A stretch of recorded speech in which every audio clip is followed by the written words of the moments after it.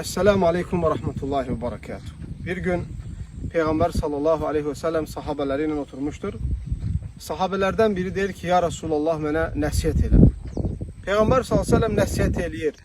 Dinle ilgili Allah'ın hükümlerini anlatır. Bunu belə elə, onu elə və nəsiyyəti tamamlayır.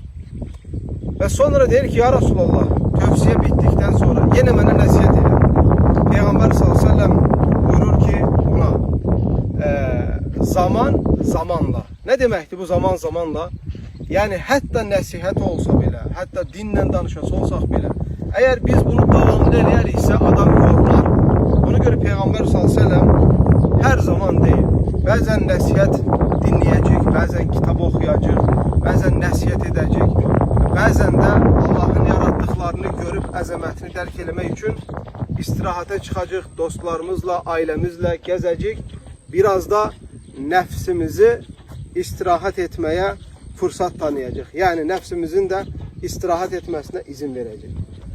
Bu aileye de aittir kardeşler. Bazılarınız olabilir ki sürekli ailenin üstünde musallat olarak sürekli dinden danışırsınız. Veyahut da evladlarınızla veyahut da dostlarınızla.